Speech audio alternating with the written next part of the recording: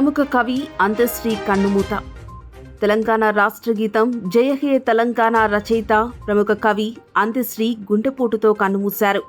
కొంతకాలంగా అనారోగ్యంతో బాధపడుతున్న ఆయన హైదరాబాద్లోని తన నివాసంలో సోమవారం తెల్లవారుజామున స్పృహ తప్పి పడిపోవడంతో కుటుంబ సభ్యులు గాంధీ ఆసుపత్రికి తరలించారు.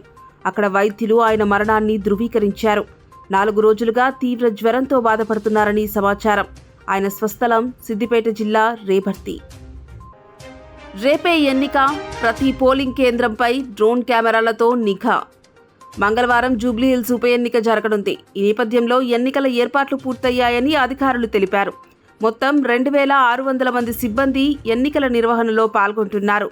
ప్రతి పోలింగ్ కేంద్రంపై డ్రోన్ కెమెరాలతో నిఘా ఏర్పాట్లు చేసినట్టు ఎన్నికల అధికారి ఆర్వి కరణ్ తెలిపారు. ఓటర్లను ప్రలోభాలకు గురికాకుండా చర్యలు తీసుకున్నామని చెప్పారు. సామాన్యులకు షాక్, భారీగా పెరగనున్న పంచదార ధర. దేశంలోని సామాన్యులకు పంచదార ధరలు షాక్ ఇవ్వనున్నాయి. కేంద్ర ప్రభుత్వం 15 లక్షల టన్నుల పంచదార ఎగుమతికి అనుమతి ఇచ్చింది. దీంతో దేశీయ మార్కెట్లో నిల్వలు తగ్గే ప్రమాదం ఉంది. సరఫరా తగ్గి డిమాండ్ పెరగడంతో పంచదార ధరలు కూడా పెరగవచ్చని నిపుణులు చెబుతున్నారు. పంచదార వినియోగం తగ్గే అవకాశం లేదు కాబట్టి ధరలు మరింత పెరుగుతాయని, అవసరమైనంత పంచదారను ముందుగానే కొనుగోలు చేయడం మంచిదని సూచిస్తున్నారు. తెలంగాణలో పెరిగిన చలి తీవ్రత, వచ్చే 10 రోజులు జాగ్రత్త.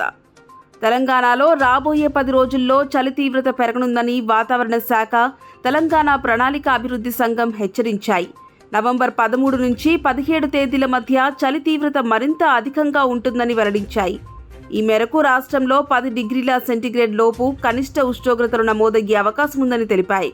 ఈ మేరకు ఆసిఫాబాద్, భూపాలపల్లి, మంచిర్యాల జిల్లాలకు ఆరెంజ్ అలర్ట్ జారీ చేశాయి.